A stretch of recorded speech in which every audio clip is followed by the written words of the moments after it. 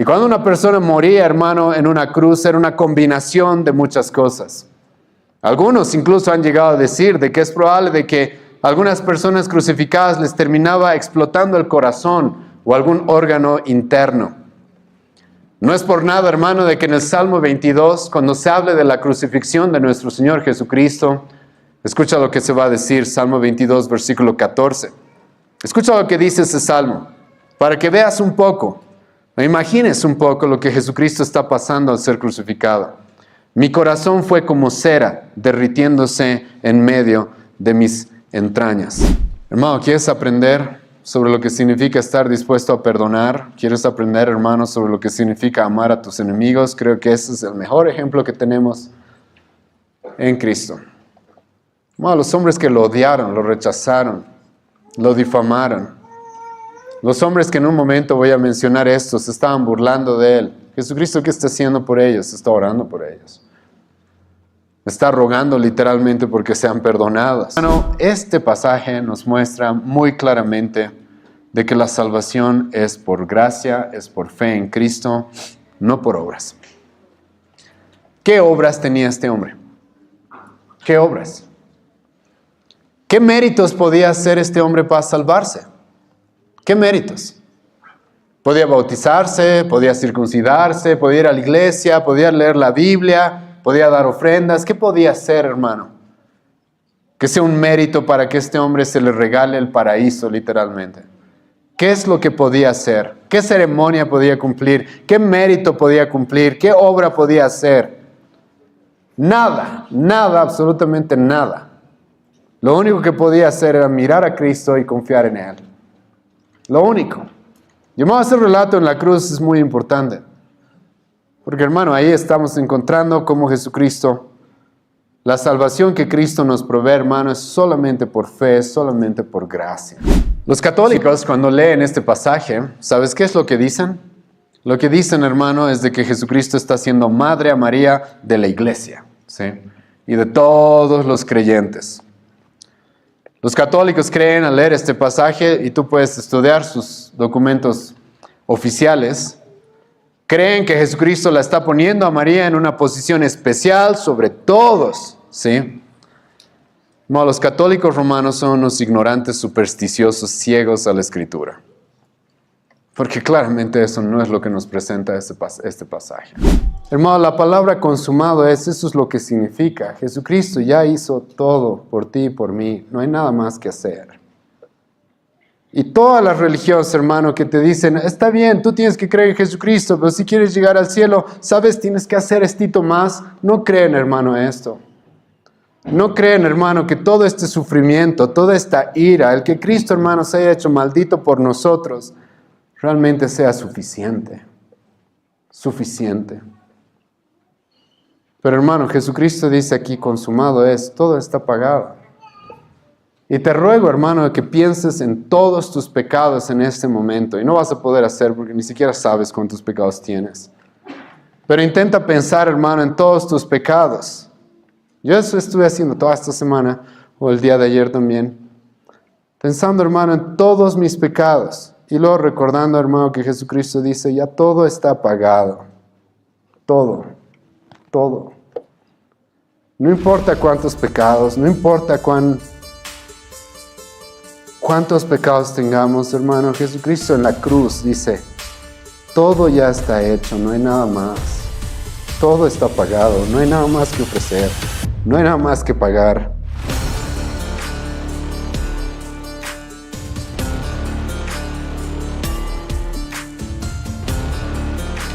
Vamos, voy a dar lectura a todo este pasaje, sí, Juan capítulo 19, versículo 17 al versículo 30. La palabra del Señor dice así. Y él, cargando su cruz, salió al lugar llamado de la calavera, y en hebreo Gólgota. Y allí le crucificaron, y con él a otros dos, uno a cada lado, y Jesús en medio. Escribió también Pilato un título que puso sobre la cruz, el cual decía, Jesús Nazareno, Rey de los Judíos. Y muchos de los judíos leyeron este título porque el lugar donde Jesús fue crucificado estaba cerca de la ciudad, y el título estaba escrito en hebreo, en griego y en latín. Dijeron a Pilato los principales sacerdotes de los judíos, no escribas rey de los judíos, sino que él dijo, soy rey de los judíos. Respondió Pilato, lo que he escrito, he escrito. Cuando los soldados hubieron crucificado a Jesús, tomaron sus vestidos e hicieron 4 partes, una para cada soldado. Tomaron también su túnica, la cual era sin costura, de un solo tejido de arriba abajo. Entonces dijeron entre sí, no la partamos, sino echemos suerte sobre ella a ver de quién será.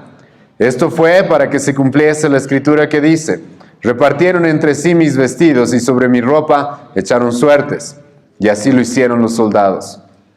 Estaban junto a la cruz de Jesús su madre y la hermana de su madre, María, mujer de Cleofas, y María Magdalena. Cuando vio Jesús a su madre y al discípulo a quien él amaba, que estaba presente, dijo a su madre, mujer, he ahí tu hijo. Después dijo al discípulo, he ahí tu madre. Y desde aquella hora el discípulo la recibió en su casa. Después de esto, sabiendo Jesús que ya todo estaba consumado, dijo, para que la escritura se cumpliese, tengo sed. Y estaba allí una vasija llena de vinagre. Entonces ellos empaparon en vinagre una esponja y poniéndola en un hisopo se la acercaron a la boca. Cuando Jesús hubo tomado el vinagre, dijo, consumado es. Y habiendo inclinado la cabeza, entregó el espíritu.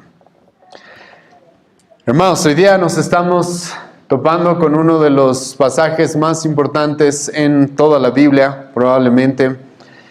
Y sinceramente, hermanos, estoy nervioso desde la semana pasada el de tener que predicar este pasaje porque es un pasaje muy, muy importante. Hoy vamos a ver, hermanos, la razón del por qué Cristo vino a este mundo. Hoy día, hermanos, vamos a ver la razón por la que Jesucristo se encarnó. Vamos a ver, hermanos, el propósito por el cual Él vino, su obra más grande, más importante. Hermanos, el día de hoy vamos a ver el cumplimiento de la promesa de salvación que Dios hizo desde Génesis. E incluso la Biblia nos dice de que fue un pacto de redención hecho en la eternidad. Hoy día, hermanos, vamos a ver la pasión de Cristo, su muerte, su sacrificio. Esta, hermanos, era la meta a la que Él debía llegar. Después de predicar 3 años, después de hacer milagros, después de proclamar la salvación, ahora ha llegado la hora de que cargue nuestros pecados y sea condenado por ellos. Y lo que vamos a ver, hermanos, en cierta manera es inimaginable, imposible de explicar con palabras a cabalidad. ¿Por qué? Porque, hermanos, hoy día vamos a ver literalmente al Hijo de Dios muriendo.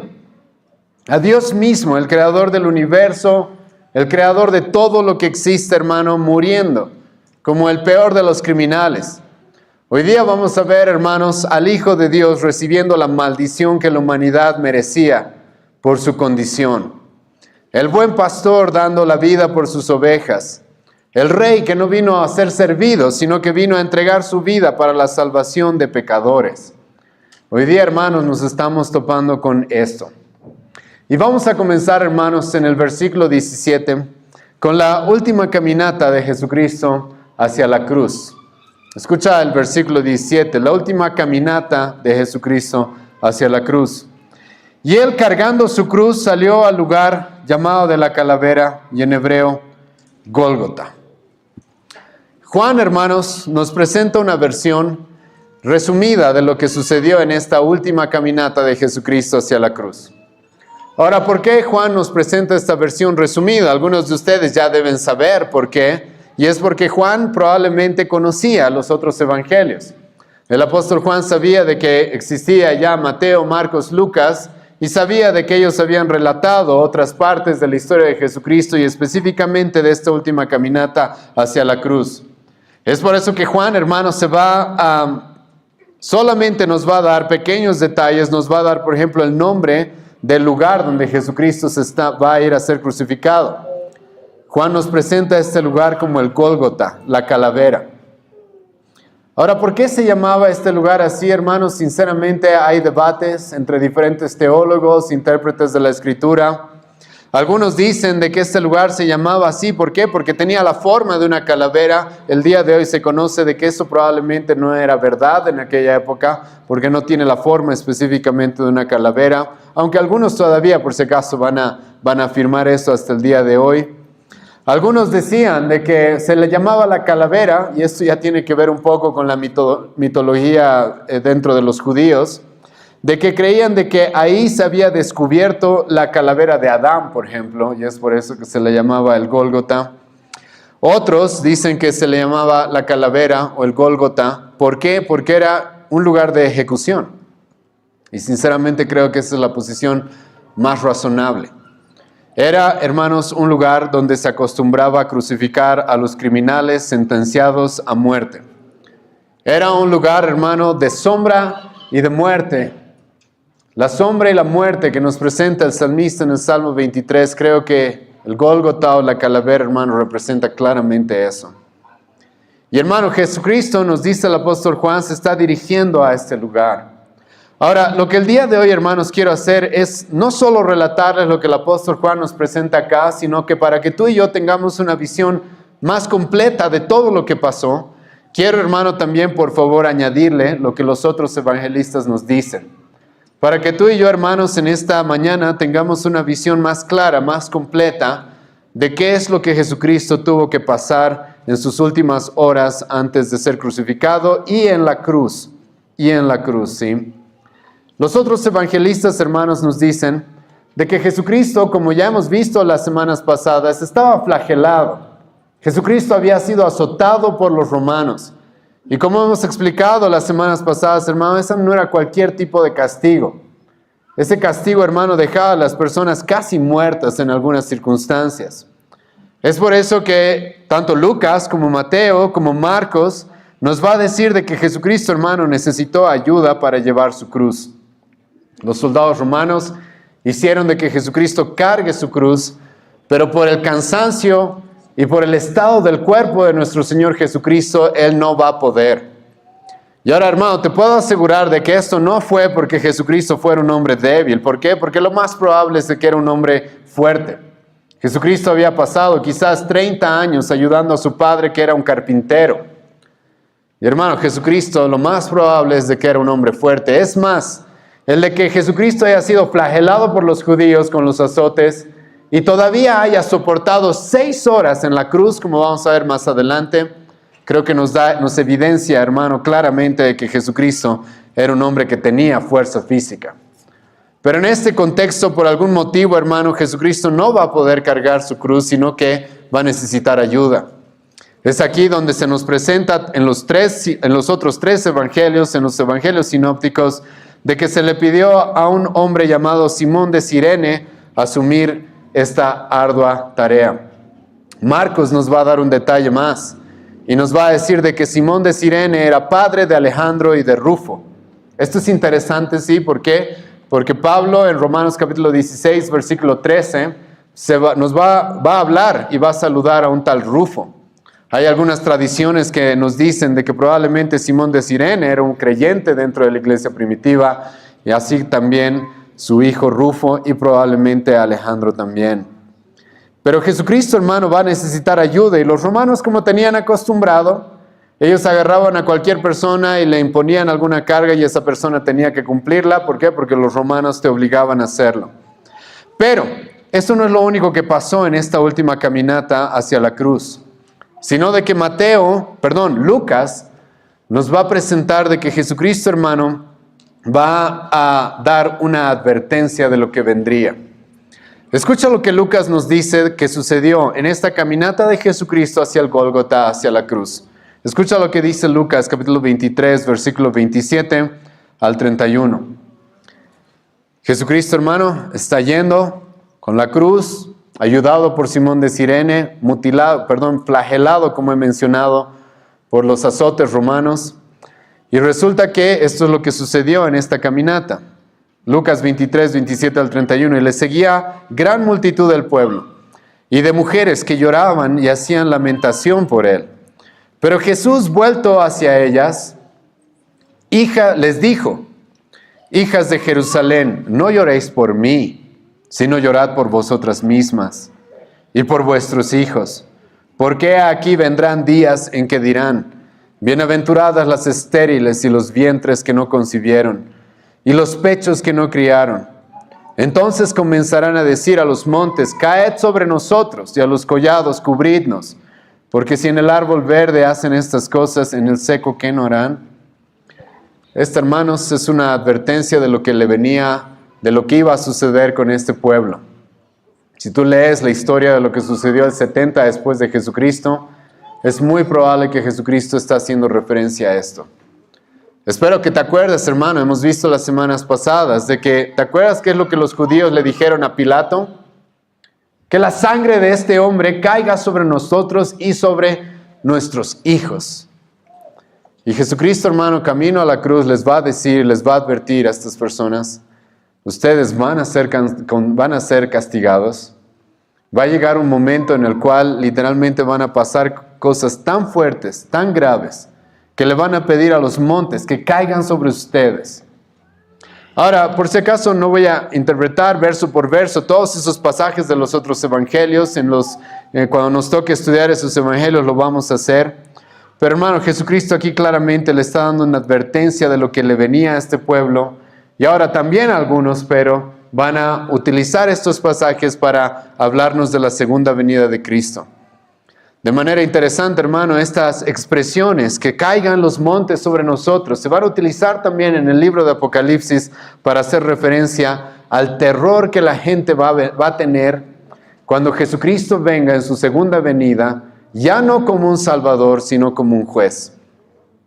Y creo, hermano, que eso es importante en el contexto en el que nos encontramos. ¿Por qué? Porque lo que vamos a ver el día de hoy, hermanos, es a Jesucristo humillado, a Jesucristo estando dispuesto a sacrificarse, a Jesucristo, hermano, como un salvador.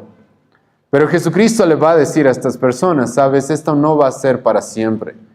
Va a llegar el momento, hermano, en el que Jesucristo venga ya no como el sirviente humillado, el sirviente despreciado, sino va a llegar el momento, hermano, en el que Jesucristo va a llegar como el juez de este mundo.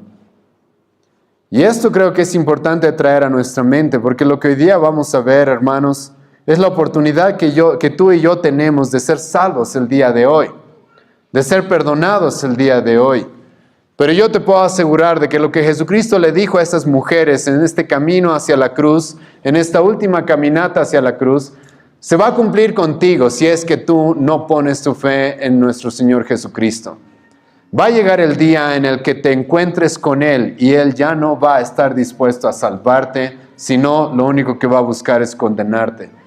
Y vas a rogar literalmente que los montes, que las montañas caigan sobre ti por el terror al encontrarte con la ira de Jesucristo.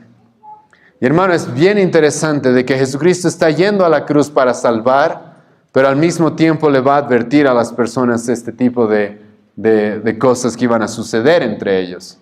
Sea la interpretación, hermano, de que esto sucedió en el 70 después de Jesucristo, sea de que esté ligado, hermano, a la segunda venida de Jesucristo, sí puedo dejarte muy claro, hermano, de que este es un terror que los pecadores que no han puesto su fe en Jesucristo, sino que han rechazado su obra, van a sentir en su momento. Ahora, Marcos nos dice que algo también sucedió antes de que Jesucristo sea crucificado. En Marcos 15, versículo 23, escucha lo que nos dice Marcos. Y le dieron a beber vino mezclado con mirra, mas él no lo tomó.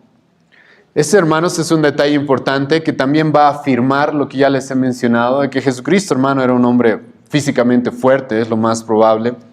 ¿Por qué? Porque los romanos, aquellos que iban a ejecutar, aquellos que iban a crucificar, muchas veces les daban esta mezcla, vino mezclado con mirra. Ahora, ¿por qué les daban esa mezcla? Porque esa mezcla, hermano, era una especie de analgésico, era un narcótico que utilizaban los romanos. ¿Para qué? Para aquellos que iban a ser crucificados no sientan tanto dolor. El vino mezclado con mirra, normalmente lo que sucedía era aturdir a los condenados y de alguna manera, hermano, aliviar el sufrimiento de la crucifixión. Algo que en un momento les voy a explicar qué era ser crucificado. Pero Jesucristo, hermano, ¿qué va a hacer? Jesucristo, hermano, se le va a ofrecer este narcótico, este analgésico, y Jesucristo, hermano, nos dice la Escritura, no lo va a tomar. No lo va a tomar. ¿Por qué? Porque hermano, Cristo está dispuesto a sufrir absolutamente todo lo que tenga que sufrir. No va a evitar nada de sufrimiento en este punto. Jesucristo, hermano, sabe para qué vino a este mundo. Incluso, hermano, te voy a decir esto, el sufrimiento físico que Él va a pasar realmente no se compara al verdadero sufrimiento que Él sintió en la cruz. ¿Por qué? Porque en la cruz Él estaba recibiendo la ira, la condenación que tú y yo merecíamos en el infierno. La ira eterna que tú y yo merecíamos en el infierno, hermano, Él iba a recibirla en esa cruz. Más adelante vamos a hablar de eso. Entonces creo que es bastante obvio, hermano, que a Jesucristo le ofrecen vino con mirra para anestesiarlo. Él va a decir, no necesito tomar eso. Hermano, la verdad es de que no había nada en este mundo que pudiera evitar el sufrimiento que Él tenía que pasar. Después de esto, es que el apóstol Juan, volviendo a Juan, nos va a decir que lo crucificaron. Jesucristo camina hacia la cruz, pasan todas estas cosas que les acabo de presentar. Lo más probable es de que los romanos lo desnudan y después, escucha el versículo 18, lo van a clavar en una cruz. Y allí le crucificaron y con él a otros dos, uno a cada lado y Jesús en medio.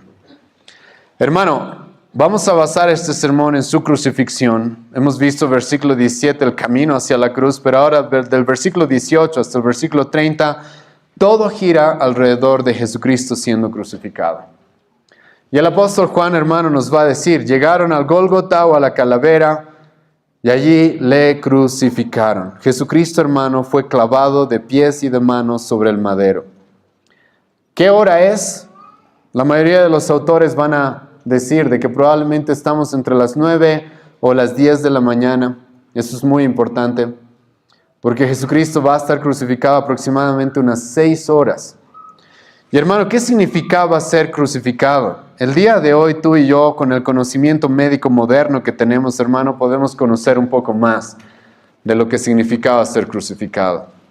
En aquella época, hermano, la gente podía presenciar eso, el terror y lo terrible de pasar ese tipo de sufrimiento. Y el día de hoy tú y yo podemos conocer incluso un poco más por todos los avances médicos que tenemos. ¿Qué es lo que la medicina el día de hoy nos dice acerca de alguien que fue crucificado?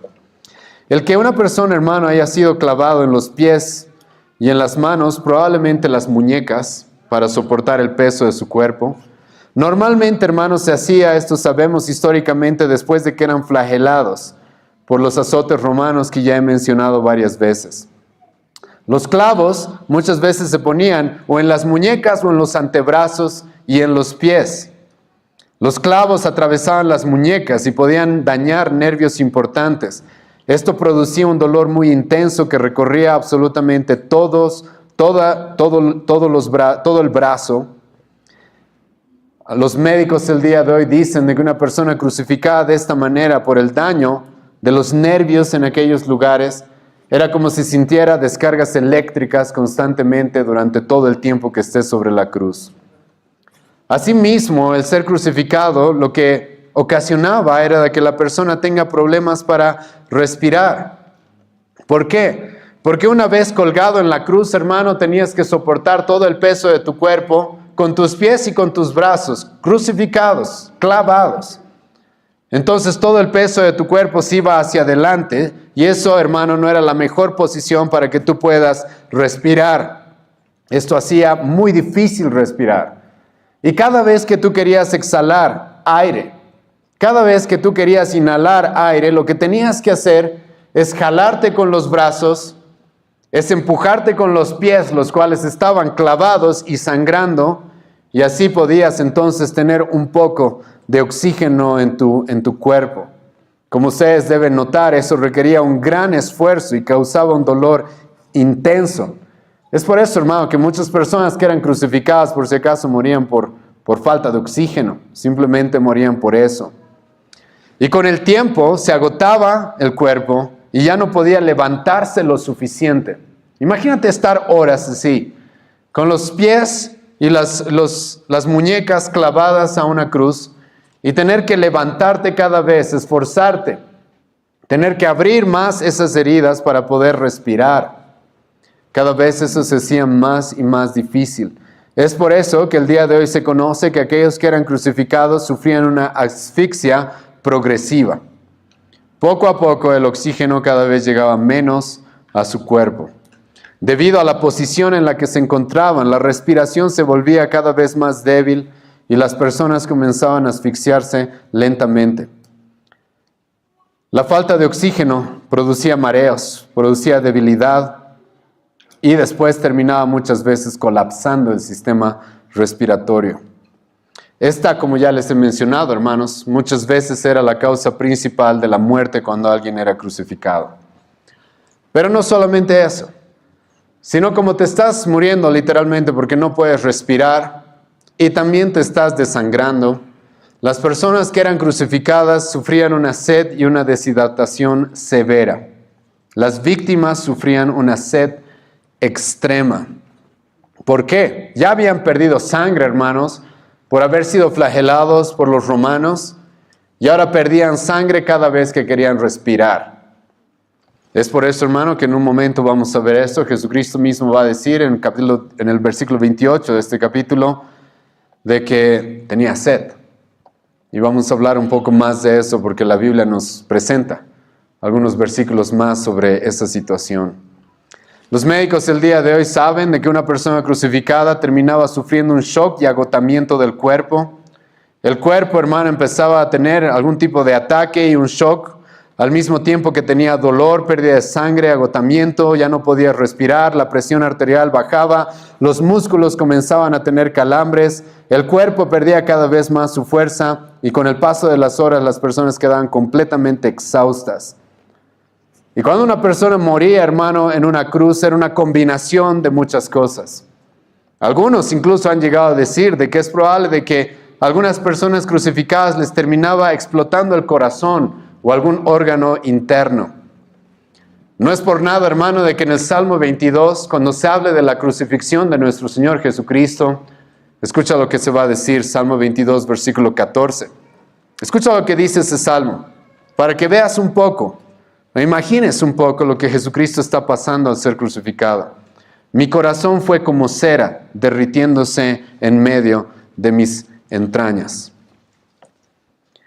Una vez más te recalco, hermano, de que Jesucristo va a estar aproximadamente 6 horas en esta situación. Desde las 9 de la mañana hasta las 3 de la tarde.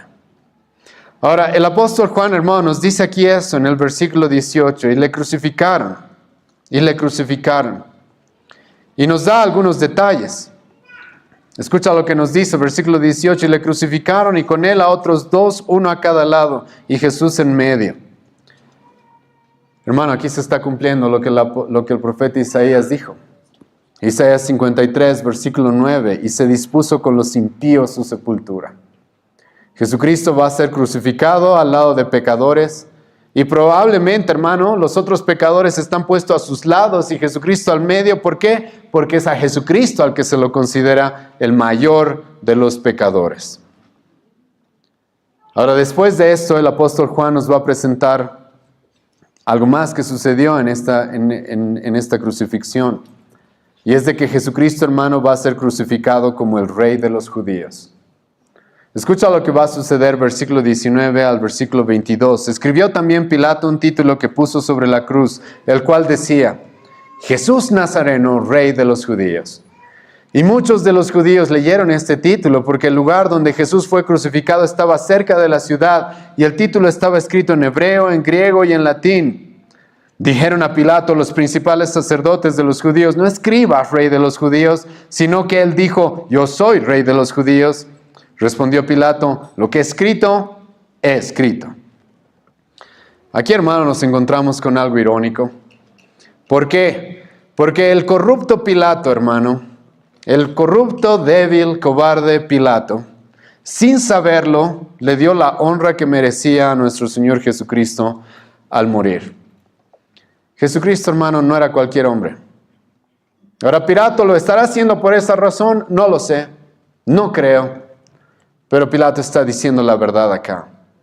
Jesucristo, hermano, no era un hombre más, no era un maestro más, no era un nazareno más. Jesucristo, hermano, no era simplemente un judío, un carpintero. Jesucristo, hermano, era el rey de los judíos. El rey de los judíos. Y ahora eso tiene, hermano, mucha importancia. Y hemos hablado de esto también en semanas pasadas. ¿Por qué? Porque, hermano, los judíos estaban esperando un rey. Desde Génesis capítulo 3, versículo 15, estaban esperando un rey. Los judíos estaban esperando a aquel rey que se prometió a la descendencia de Judá en Génesis capítulo 49. Los judíos, hermano, estaban esperando a aquel rey prometido a la descendencia de David.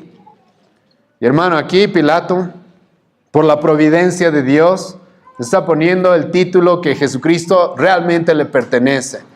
Aunque esté en la cruz, aunque esté crucificado en medio de pecadores, aunque acaba de ser flagelado con los azotes romanos, Él es el rey de los judíos.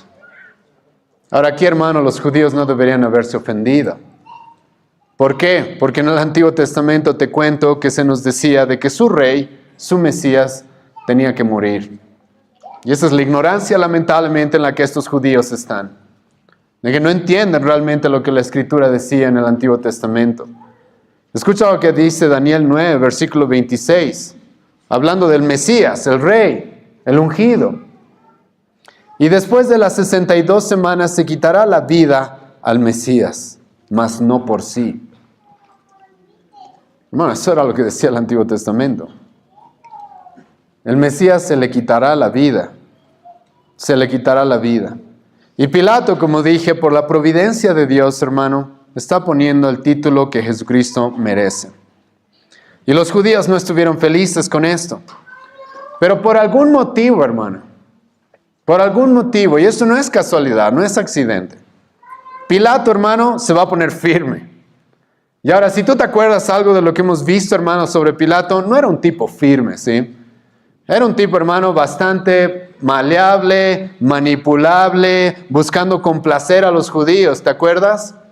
Varias veces Pilato dijo, sabes, este hombre no tiene culpa, este hombre hay que dejarlo libre, pero por dejarse guiar por las multitudes, por conveniencias personales, por quedar bien con los judíos, va a ser flexible, va a ser maleable. Pilato, hermano, no era el tipo más íntegro y con convicciones fuertes. Pero por algún motivo, hermano, aquí Pilato se va a poner fuerte. Los judíos le van a decir, no pongas que Jesucristo es el rey de los judíos, sino pon que Él dijo que era el rey de los judíos. Y por algún motivo, hermano, Pilato se va a poner firme y va a decir, lo que es escrito es escrito. Después, hermano, que hemos visto cuántas veces buscó complacer a los judíos, por algún motivo ahora no lo va a hacer. Y les va a decir, lo que es escrito es escrito. Y hermano, el texto nos dice de que Pilato escribió Jesucristo Nazareno, rey de los judíos, en 3 lenguas todavía. En 3 lenguas. En la lengua hebrea, en la lengua que hablaban los judíos en Palestina, en el latín, la cual era la lengua oficial del gobierno romano, y en griego, que era la lengua mundial del comercio y la cultura. Hermano, esto no es coincidencia, esto no es casualidad. No me gusta alegorizar mucho los textos narrativos, pero hermano, creo que sí podemos nosotros afirmar de que esto es para que todos sepan que el rey que estaba dando su vida lo estaba dando por judíos, por griegos, por romanos y hasta los fines del mundo, hermano. El rey que Dios envió a este mundo para dar su vida por los hombres, Él vino a dar su vida por hombres y mujeres de toda lengua y toda nación. Y Pilato, hermano, lo está haciendo público en este momento. Y va a poner en su cruz, rey de los judíos, en estas 3 lenguas. Escucha lo que dice Juan Calvino al respecto. Pilato, aunque era un hombre réprobo, y en otros aspectos un instrumento de Satanás, fue designado, sin embargo, por una guía secreta para ser un heraldo del Evangelio, para que pudiera publicar un breve resumen del mismo en 3 idiomas. Jesucristo, el Rey de los judíos. Juan, hermano, nos presenta este detalle sobre lo que sucedió mientras Jesucristo estaba crucificado. Pero hay más cosas. Los otros evangelistas, hermano, nos cuentan de que, escucha, Jesucristo crucificado va a rogar por sus verdugos. Escucha lo que nos dice Lucas, capítulo 23, versículo 24. Jesucristo, hermano, siendo burlado, habiendo sido rechazado, odiado, ¿qué es lo que va a hacer? Jesucristo, hermano, va a orar, va a rogar por sus verdugos, por sus asesinos. Lucas 23, 24, Padre, perdónalos porque no saben lo que hacen. Hermano, ¿quieres aprender sobre lo que significa estar dispuesto a perdonar? ¿Quieres aprender, hermano, sobre lo que significa amar a tus enemigos? Creo que ese es el mejor ejemplo que tenemos en Cristo. Hermano, los hombres que lo odiaron, lo rechazaron, lo difamaron. Los hombres que en un momento voy a mencionar esto, se estaban burlando de él. Jesucristo, ¿qué está haciendo por ellos? Está orando por ellos. Está rogando literalmente porque sean perdonados. Está afirmando, sí, de que son ignorantes, como ya lo sabemos y hemos visto esto muchas veces en el Evangelio de Juan y en las diferentes discusiones que él tuvo con estos hombres. Y Jesucristo, hermano, está orando porque estos hombres sean perdonados. Y como ya te dije, estos no eran cualquier tipo de hombres, porque literalmente, escucha lo que nos dice Marcos. Cristo, hermano, está orando por sus verdugos, está orando por sus enemigos, y sus enemigos, adivina qué están haciendo. Se están burlando de él. Escucha lo que dice Marcos, capítulo 15, versículo 31 al 32. De esta manera también los principales sacerdotes, escarneciéndose, decían unos a otros con los escribas: ¿a otros salvó, a sí mismo no se puede salvar? El Cristo, Rey de Israel, descienda ahora de la cruz para que veamos y creamos. También los que estaban crucificados con él le injuriaban. Hizo milagros para tantos, ¿por qué no se baja de la cruz? Eso es lo que estaban diciendo. Salvó a otros, que se salve a sí mismo. Y hermano, ¿qué es lo que estaba haciendo Jesucristo en medio de esas burlas? Literalmente orando por estos hombres. Porque Dios los perdone, porque Dios los perdone. Y en la cruz, hermano, Jesucristo no va a parar de mostrar misericordia. Acabo de presentarles lo que dice Marcos 15, que también los que estaban al lado de él lo injuriaban. Pero hermano, Lucas nos va a aclarar algo. De que Jesucristo, hermano, sí estaba crucificado al lado de dos criminales. Pero Jesucristo, hermano, en la cruz va a estar dispuesto todavía a mostrar misericordia a pecadores arrepentidos, a pecadores que lo reconocieron como quien es él. Escucha lo que nos dice Lucas. Y aquí, hermano, está Jesucristo en la cruz, crucificado. No sé específicamente qué hora será. Jesucristo fue crucificado a las 9, quizás aquí ya estamos alrededor de las 12. Pero escucha lo que dice Lucas 23, versículo 39 al 43. Y uno de los malhechores que estaban colgados le injuriaba, diciendo: si tú eres el Cristo, sálvate a ti mismo y a nosotros. Respondiendo el otro, le reprendió diciendo: ¿ni aún temes tú a Dios, estando en la misma condenación? Nosotros a la verdad justamente padecemos, porque recibimos lo que merecieron nuestros hechos, mas éste ningún mal hizo. Y dijo a Jesús: acuérdate de mí cuando vengas en tu reino. Entonces, hermano, Cristo va a mostrar misericordia en la cruz, en medio de su peor sufrimiento. Y ahora te digo, hermano, Jesucristo está sufriendo terribles cosas, como ya se las he presentado. Y Jesucristo, hermano, pudo haberle dicho a este hombre: sabes, no es momento de que me pidas algo, ahorita estoy un poco ocupado. Pero no, hermano, Jesucristo no va a dejar de ser el Salvador que vino al mundo a salvar pecadores, a rescatar personas. Este criminal, hermano, siendo muerto y aceptando sus pecados, escucha bien eso, reconociendo sus pecados, aceptando de que merecía la muerte, va a ver a Jesucristo por, hermano, iluminación del Espíritu Santo, es lo único que puedo decir. Va a reconocer a Jesucristo como justo y le va a rogar misericordia a Cristo. Y le va a decir: acuérdate de mí cuando vengas en tu reino. Hermano, este hombre reconoció a Jesucristo como el Rey de los judíos. Y le va a rogar misericordia. ¿Y qué es lo que Jesucristo va a hacer, hermano? Le va a decir, hoy mismo vas a estar conmigo en el paraíso. Este detalle, hermano, en la crucifixión de nuestro Señor Jesucristo es muy importante. ¿Por qué? Porque, hermano, este pasaje nos muestra muy claramente de que la salvación es por gracia, es por fe en Cristo, no por obras. ¿Qué obras tenía este hombre? ¿Qué obras? ¿Qué méritos podía hacer este hombre para salvarse? ¿Qué méritos? Podía bautizarse, podía circuncidarse, podía ir a la iglesia, podía leer la Biblia, podía dar ofrendas. ¿Qué podía hacer, hermano? Que sea un mérito para que este hombre se le regale el paraíso, literalmente. ¿Qué es lo que podía hacer? ¿Qué ceremonia podía cumplir? ¿Qué mérito podía cumplir? ¿Qué obra podía hacer? Nada, nada, absolutamente nada. Lo único que podía hacer era mirar a Cristo y confiar en Él. Lo único. Y ese relato en la cruz es muy importante. Porque, hermano, ahí estamos encontrando cómo Jesucristo, la salvación que Cristo nos provee, hermano, es solamente por fe, es solamente por gracia.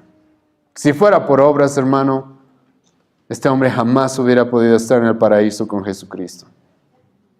En el Antiguo Testamento, escucha lo que Dios le va a decir a su pueblo, Isaías 45, versículo 22. Mirad a mí y sed salvos. Dime, hermano, si eso no es lo que le pasó a este hombre, a este criminal. Miró a Cristo en fe, con fe. ¿Y qué pasó, hermano? Fue salvo. Esto me recuerda a lo que ya hemos visto en este Evangelio de Juan, de que Jesucristo en el capítulo 3 de este Evangelio nos habló, hermano, de su muerte.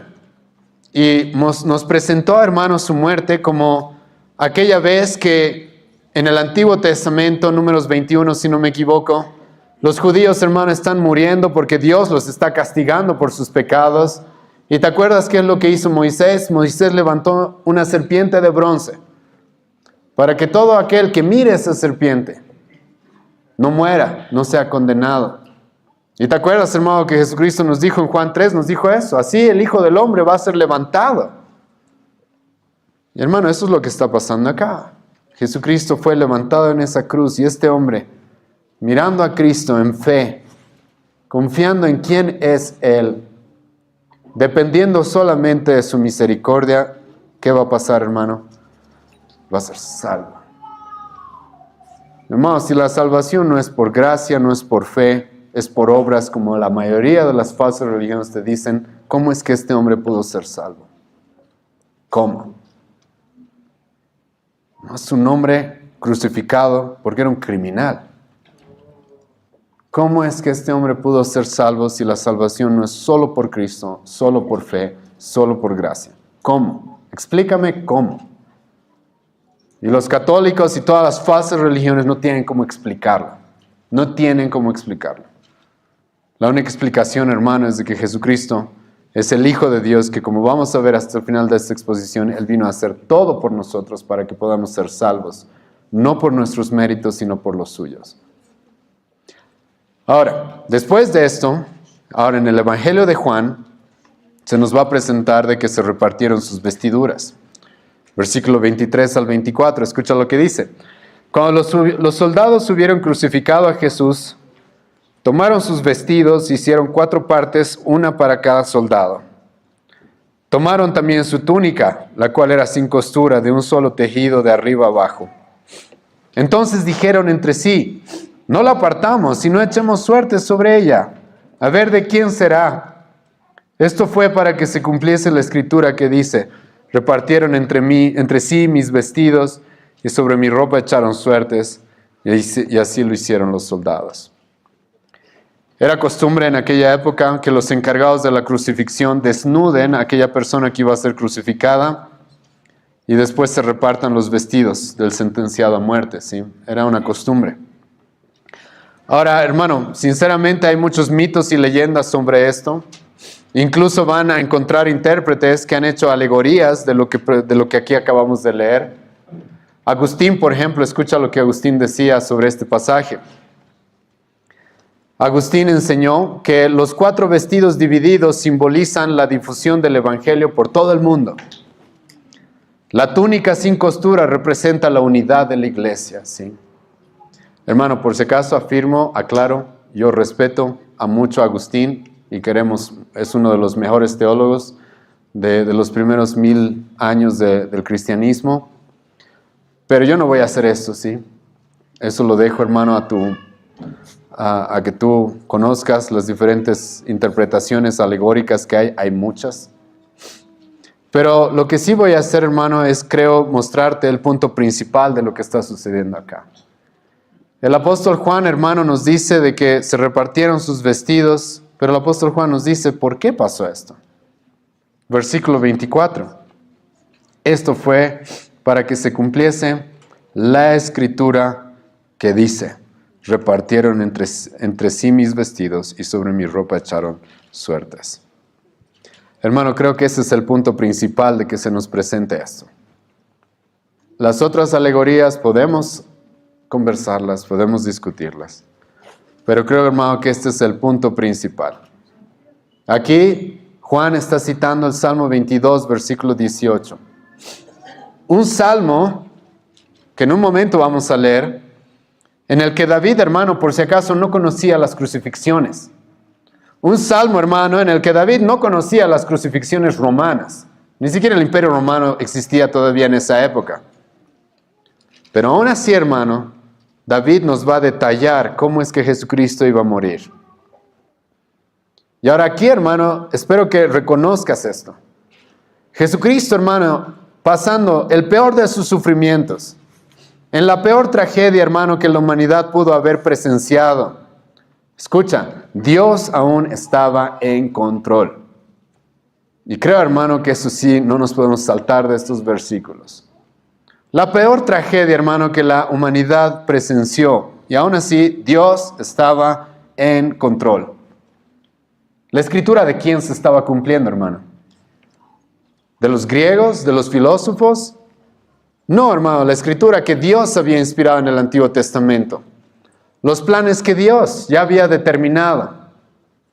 Los decretos que Dios ya había establecido para la historia. Hermanos, se estaban cumpliendo en Jesucristo. Y creo, hermano, que sí, eso es algo que no nos podemos saltar.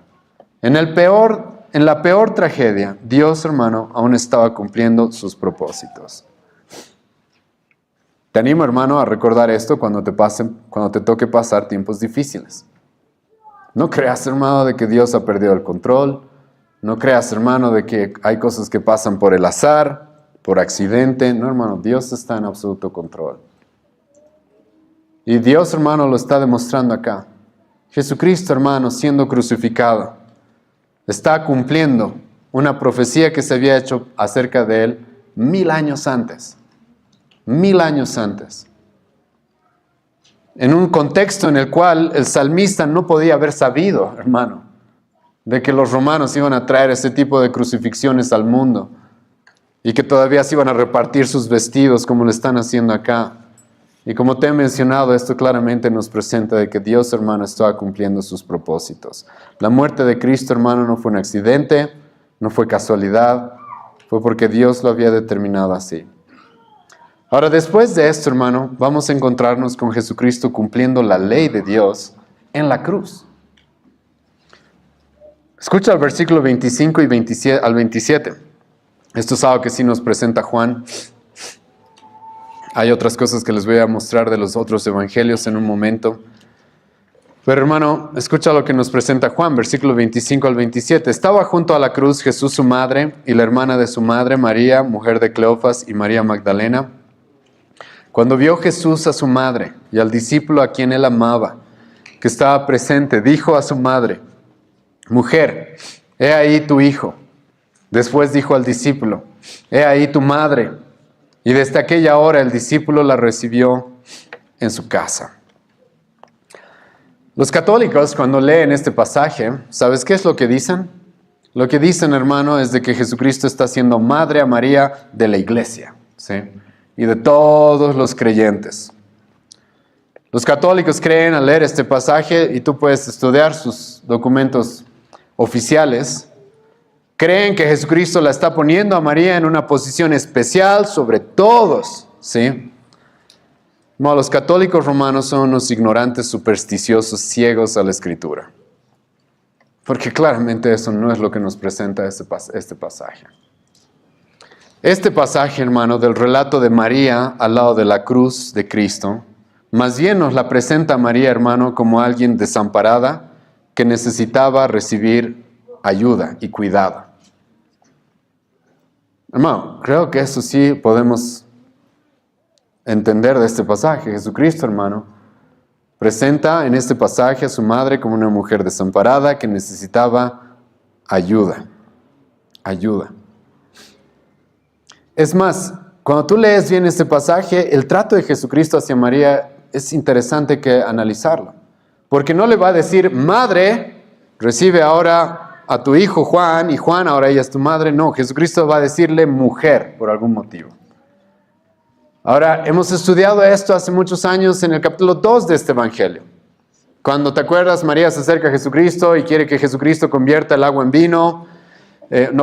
Jesucristo, su madre quiere que Jesucristo haga algo para que haya vino en una boda.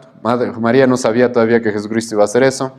Y Jesucristo, pero la va a tratar con un trato interesante. ¿Sí? Le va a decir mujer. Ahora, no le está faltando el respeto por si acaso, pero le va a decir mujer, ¿qué hay entre tú y yo? Ese, hermano, es un detalle importante. Porque, hermano, sí, María fue la madre de Jesucristo como Jesucristo encarnado. Pero, hermano, esa posición de María con Jesucristo glorificado, con Jesucristo exaltado, con Jesucristo como Dios, hermano, María misma debía poner su fe en Jesucristo, ¿o no? María misma debía creer en Jesucristo para ser salva. Entonces aquí, hermano, Jesucristo claramente está mostrando una especie de separación entre ellos, que la hay. Hermano, Jesucristo es el Hijo de Dios. Y le va a decir mujer. Ahora, como ya te mencionaba en este pasaje, la verdad no encuentro de dónde Jesucristo dice de que María está puesta ahora como la madre de la iglesia, ¿sí? Y en una posición especial. Si tú lees los documentos católicos, vas a encontrar de que la presentan como la reina del cielo, la reina del universo, la dispensadora de todas las gracias, ¿sí? No sé de dónde puedes sacar esas cosas de este pasaje. Lo que sí encontramos es María, hermano, desamparada y con necesidad de cuidar. No como ella cuidando a Juan, eso hubiera sido distinto, ¿sí? O una cosa hubiera sido, ¿sabes, Juan? Ahora tú, mi madre te va a instruir, mi madre te va a guiar, mi madre te va a cuidar. Una cosa hubiera sido eso. No, va a ser al revés, más bien. Ahora, Juan, tú cuida a mi madre. Entonces, claramente vemos más bien a María como alguien que necesitaba que la cuiden. Más adelante, por si acaso, en la Biblia, no vas a encontrar a María en un gran lugar. El libro de Hechos 1, versículo 14, lo va a presentar como parte de los discípulos de Cristo, como parte de los creyentes de la iglesia, como una más. En el capítulo 15 de Hechos, se va a reunir la iglesia para resolver problemas muy grandes, hermano, y te cuento, María no va a tener ni voz ni voto, no va a estar probablemente ni presente en esa reunión. Creo, hermano, que si ella hubiera sido dejada como la madre de la iglesia, creo, hermano, de que la iglesia cuando se reunió para resolver problemas, a la primera que hubiera llamado es a María, ¿o no? Pero no lo va a hacer. El apóstol Juan, que es el que aquí la va a recibir a María como su madre, ni la va a mencionar en sus epístolas. Ni la va a mencionar, hermano, una vez en sus epístolas. Tú lee 1, 2, 3 Juan, no vas a encontrar ni una sola mención a María. Ni una sola mención a María. ¿Sí? Después de los evangelios y el libro de Hechos, la realidad es de que a María no se la va a volver a mencionar. Ahora, lo que tenemos que definir acá, hermano, es por qué Jesucristo está haciendo esto en la cruz. ¿Por qué, hermano, Jesucristo está haciendo esto en la cruz? Hermano, lo más probable es de que María era viuda. Es por eso que ya aquí no nos encontramos con José.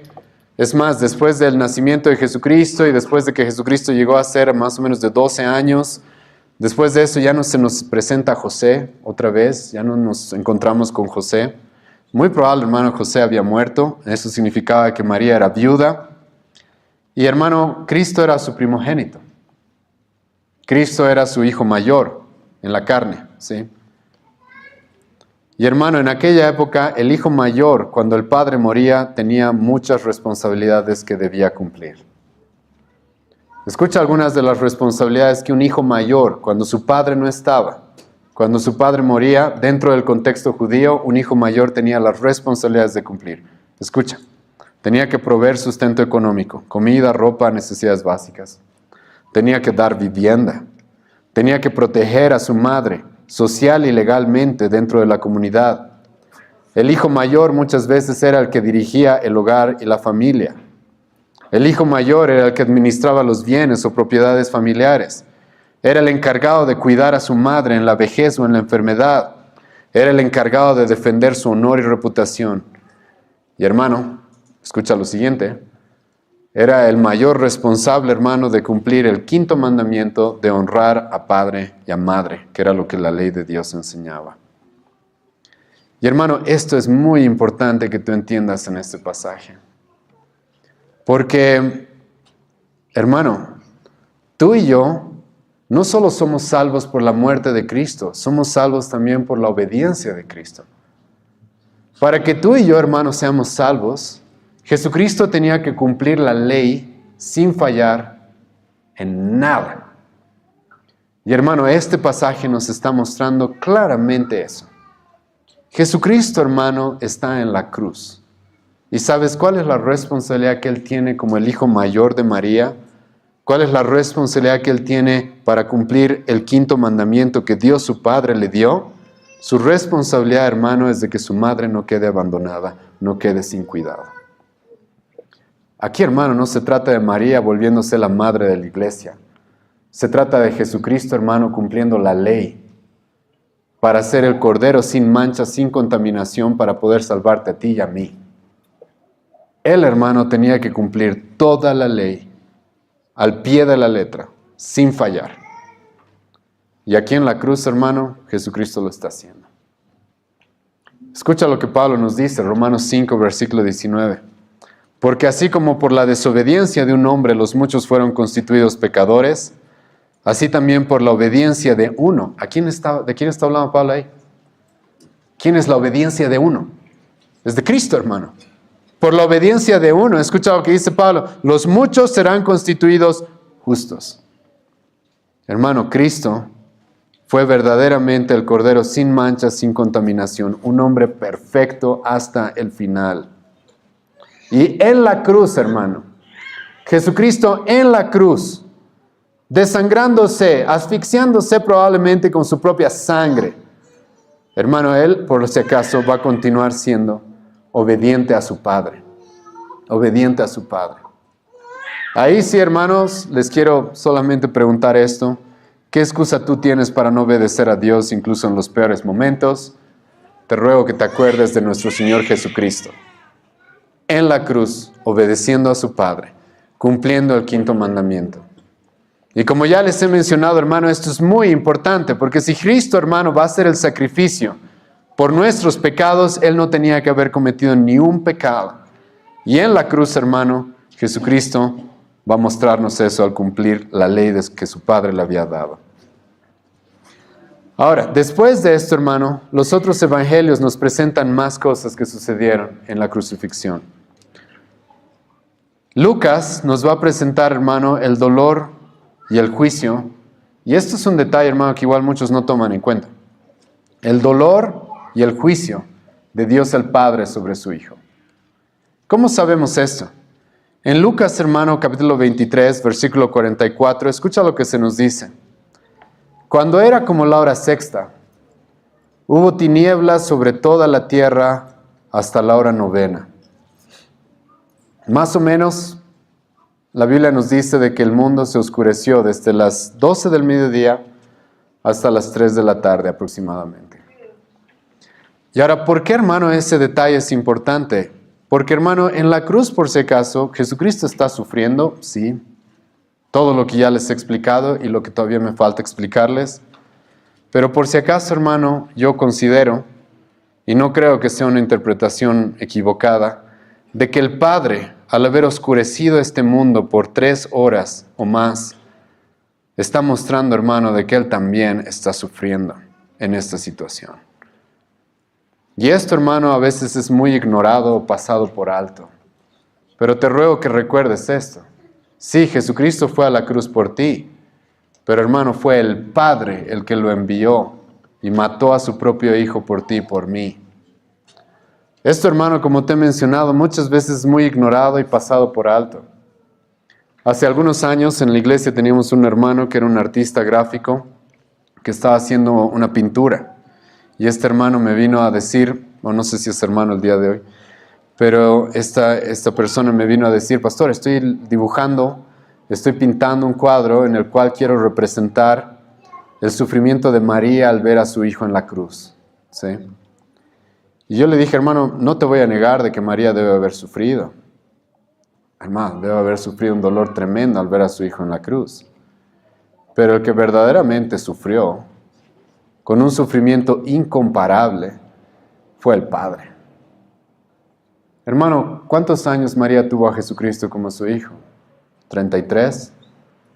La Biblia nos va a decir, hermano, de que Jesucristo, el Padre y el Hijo, estuvieron juntos eternamente en un amor indisoluble, en un amor inquebrantable.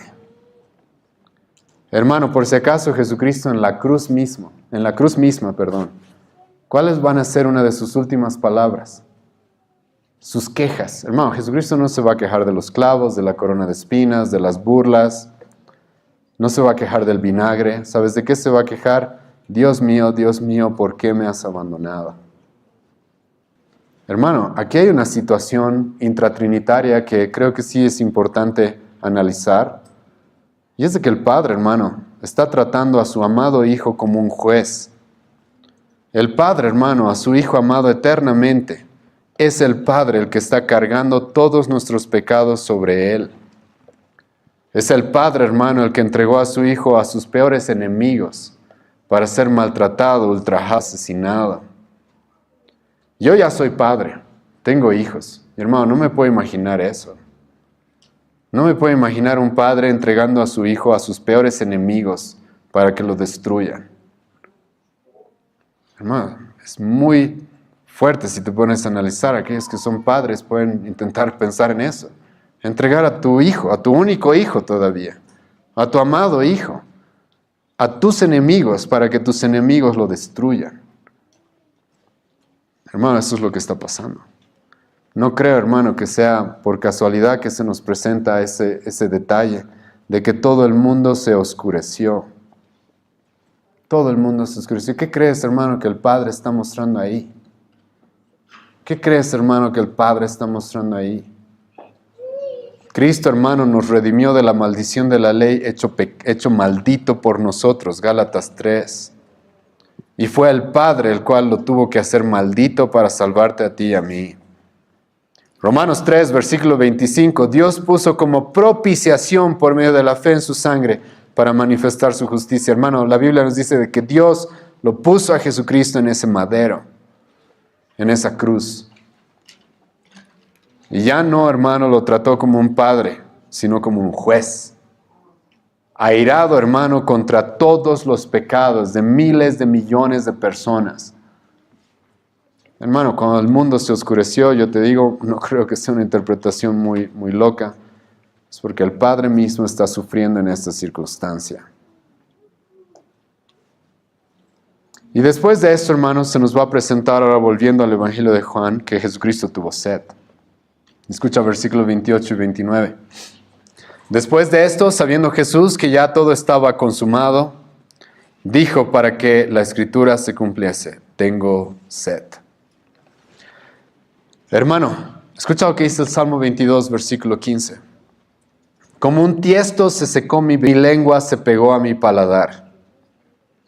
Como te dije, hermano, las personas que eran crucificadas sufrían, hermano, una sed, una deshidratación severa. Y Jesucristo va a decir: tengo sed. Los romanos no le van a mostrar ni la mínima compasión. Van a ser lo más crueles posible. ¿Por qué? Porque le van a dar vinagre para aplacar supuestamente su sed. Algunos van a decir que esta era una bebida común. Sinceramente yo me opongo a eso y estoy de acuerdo con los que dicen que no. Más bien era una bebida la cual les daban para burlarse de aquellos a los cuales sentenciaban. Y aquí, hermano, el apóstol Juan nos dice de que para que se cumpla la Escritura, ¿Qué escritura? Salmos 69, versículo 21. Escucha lo que dice Salmos 69, versículo 21. Me dieron hiel por comida, y en mi sed me dieron de beber vinagre. Vinagre. Calvino, sobre el Salmo 69, dice lo siguiente: esto es sin duda una expresión metafórica. Y David quiere decir con ella no solo que le negaron la ayuda que necesitaba, sino que agravaron cruelmente sus angustias. Agravaron cruelmente sus angustias. Pero una vez más, hermano, ¿esto es para qué? Para que se cumpla la Escritura. Para que se cumpla, hermano, la Escritura. ¿Por qué? Porque en medio de todo esto, hermano, todavía los planes de Dios se están cumpliendo. Ahora, en este punto, hermano, tenemos ahora que analizar las últimas palabras de nuestro Señor Jesucristo. Hemos visto sección por sección qué es lo que ha estado sucediendo en su crucifixión. Y ahora, hermano, ya estamos en los últimos momentos de Jesucristo y nos toca analizar sus últimas palabras. Juan, por si acaso, no nos va a dar todo lo que Jesucristo dijo. Es por eso que para que tengan la historia más completa, déjame mostrarte algunos pasajes. Mateo capítulo 27, versículo 46. Jesucristo, hermano, va a decir: Elí, Elí, lama sabactani, Dios mío, ¿por qué me has abandonado? Una vez más, hermano, yo sí sostengo, junto con muchos otros teólogos, de que el mayor sufrimiento que Cristo pasó, hermano, fue que su Padre lo estaba tratando como un juez.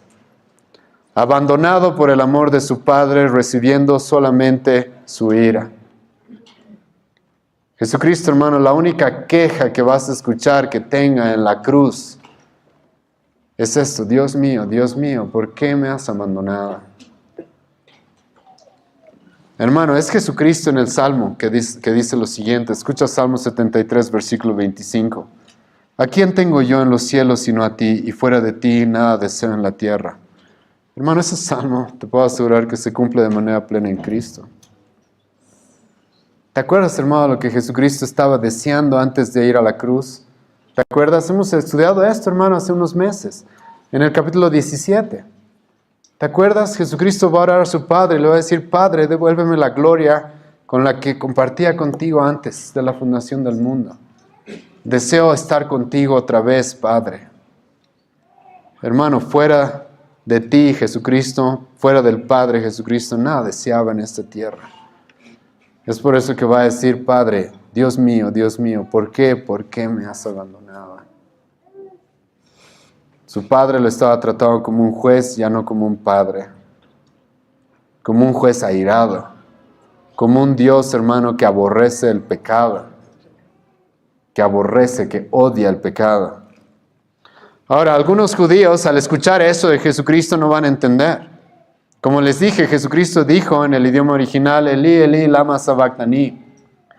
Y algunos confundieron lo que Jesucristo dijo, diciendo, Mateo 27, 47, que estaba llamando a Elías. Entonces dijeron: a ver, veremos si viene Elías. Pero hermano, eso no es lo que Jesucristo está haciendo con estas últimas palabras.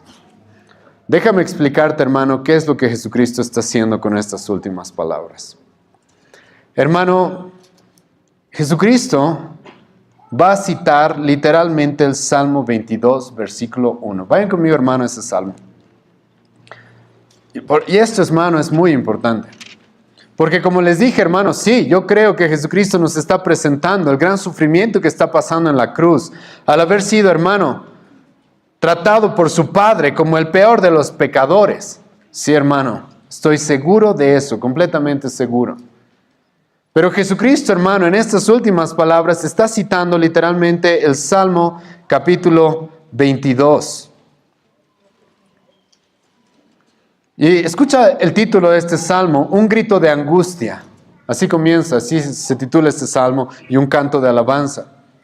¿Y cómo comienza este Salmo? Escucha el versículo 1. Dios mío, ¿por qué me has desamparado? Ahora, ¿por qué esto es importante?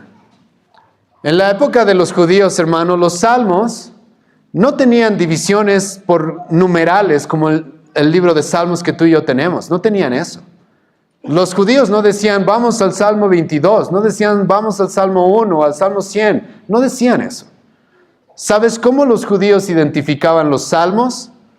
El título del salmo, hermano, era la primera frase del salmo. En otras palabras, el Salmo 22, ¿sabes cómo se titulaba y cómo lo conocían los judíos? Así, Dios mío, ¿por qué me has desamparado? Jesucristo, hermano, en la cruz está mostrando ese sufrimiento, pero también, hermano, los judíos sabían esto. Jesucristo está aludiendo al Salmo 22. Está citando, está llamando su atención al Salmo 22. Ahora, ¿por qué eso es importante? Lean conmigo, hermano, el versículo 9 al versículo 18 de este Salmo. Y dime, hermano, si no es lo que estamos viendo en el Evangelio de Juan. Salmos, capítulo 22, versículo 9 al 18. Dime, hermano, si no se está hablando de Cristo ahí. Pero tú eres el que me sacó del vientre, el que me hizo estar confiado desde que estaba en los pechos de mi madre. Sobre ti fui echado desde antes de nacer, desde el vientre de mi madre tú eres mi Dios. No te alejes de mí porque la angustia está cerca, porque no hay quien ayude. Me han rodeado muchos toros, fuertes toros de Basán me han cercado. Abrieron sobre mí su boca como león rapaz y rugiente. He sido derramado como aguas y todos mis huesos se descoyuntaron. Mi corazón fue como cera, derritiéndose en medio de mis entrañas. Como un tiesto se secó mi vigor y mi lengua se pegó a mi paladar y me has puesto en polvo de muerte. Porque perros me han rodeado. Me ha cercado cuadrilla de malignos. Horadaron mis manos y mis pies. Contar puedo todos mis huesos, entre tanto, ellos me miran y me observan. Repartieron entre sí mis vestidos y sobre mi ropa echaron suertes. No, Jesucristo está citando ese salmo. Porque, hermano, Jesucristo quiere que los judíos vayan a ese salmo y vean de que en esa cruz se estaba cumpliendo exactamente lo que Dios había dicho que se iba a cumplir. Exactamente lo que Dios había dicho que se iba a cumplir. Es por eso, hermano, que Jesucristo está citando ese salmo. Y el día de hoy tú y yo podemos comprobar eso. Horadaron mis manos y mis pies. ¿Quién está hablando el salmista? ¿De quién está hablando el salmista más que de nuestro Señor Jesucristo? Ahora, pero esta no va a ser lo último que Jesucristo va a decir en la cruz. Jesucristo, hermano, después de decir, Dios mío, ¿por qué me has desamparado? Escucha, hermano, lo que el apóstol Juan nos va a decir, versículo 30. Cuando Jesús hubo tomado el vinagre, dijo, escucha, hermano, esto, consumado es. En griego, hermano, la frase es tetelestai, o la palabra es tetelestai. Ahora, yo voy a argumentar, hermano, que es la palabra más importante en toda la Biblia. Ahora, podemos debatirlo, sí, pero para mí es la palabra más importante en toda la Biblia. ¿Qué significa tetelestai? Hermano, significa está completo. Todo está terminado. Todo se ha cumplido. Incluso cuando estudias, hermano, la forma verbal en la que Jesucristo está presentando esto. Jesucristo está presentando esto, hermano, como una acción completa, pero cuyos efectos continúan para el futuro. Esto es algo, hermano, que se ha completado. Ya está hecho. No hay nada más que agregarle. Nada más que ponerle. Nada más, hermano, que hacer. Pero la obra que se ha completado acá, hermano, es algo que iba a afectar por el futuro. Iba a afectar para siempre. Iba a estar, hermano, sus efectos iban a continuar para siempre.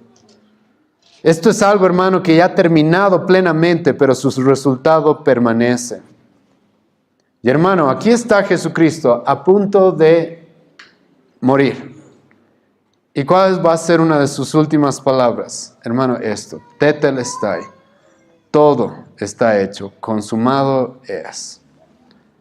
Hermano, este es el motivo por el cual yo no soy católico, yo no soy judío, yo no soy musulmán, o la religión que quieras presentar, ¿sí? Porque la mayoría de las religiones, hermano, no creen lo que Jesucristo dice acá. No creen, hermano, que todo esté hecho, que todo esté pagado. No creen. Hermanos, por eso yo no soy católico, ¿sí? Los católicos, hermano, creen que tú necesitas la misa católica para ser salvo. Y que Jesucristo en cada misa, hermano, todavía está siendo otra vez presentado, crucificado, otra vez está siendo sacrificado. Eso va, hermano, en contra de lo que Jesucristo dice aquí. Hace 2000 años, hermano, su obra ya fue completa, ya está.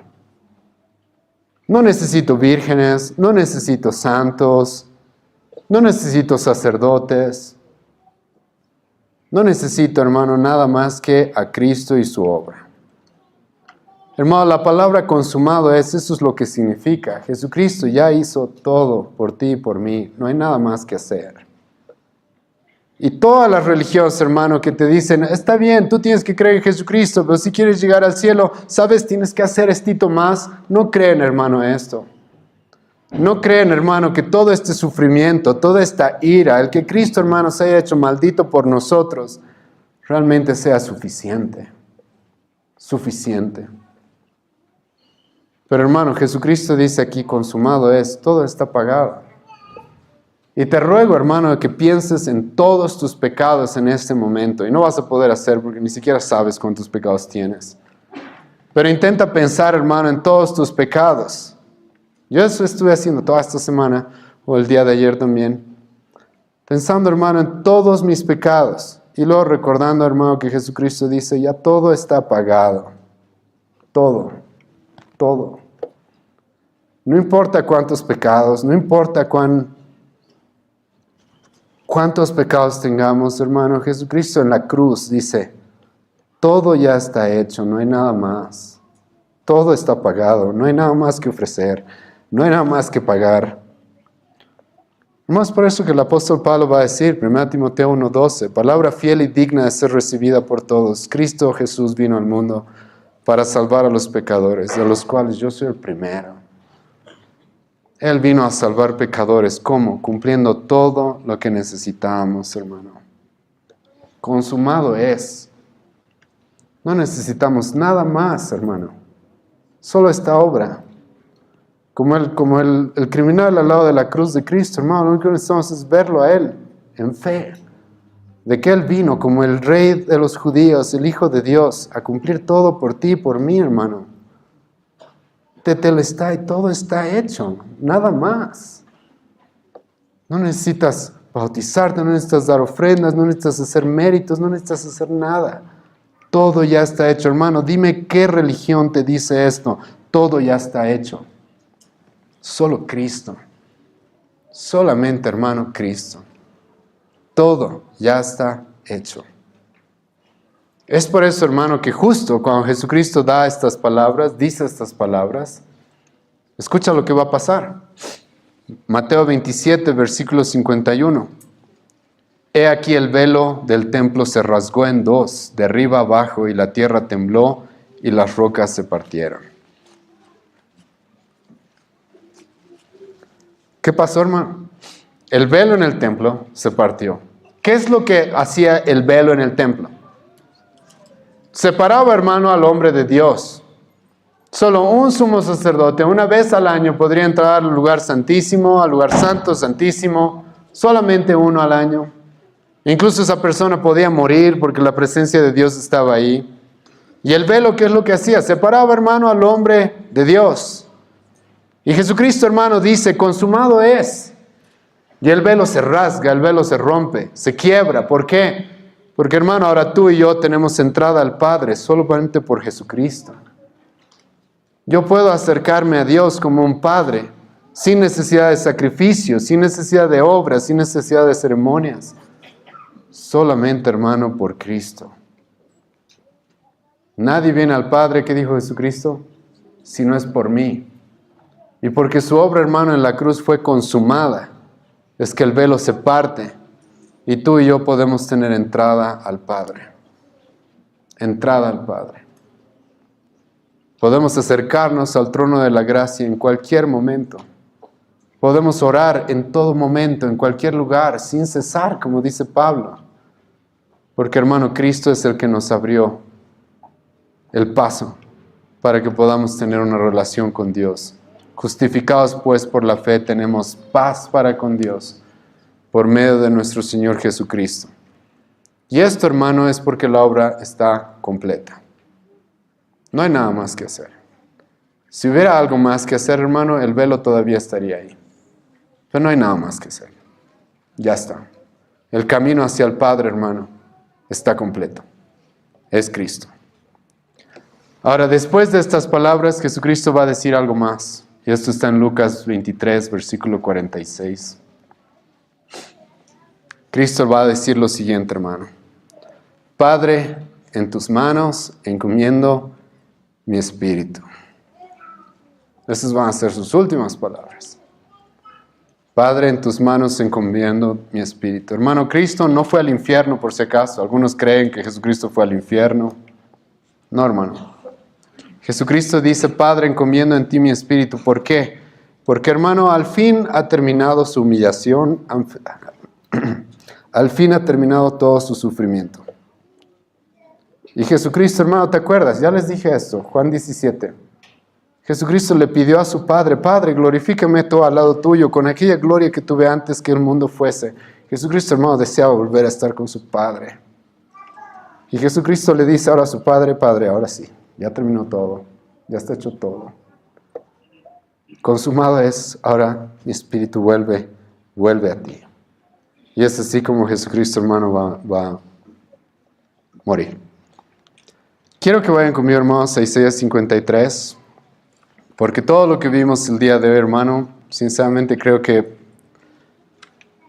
Isaías nos va a resumir todo lo que vimos el día de hoy, ¿sí?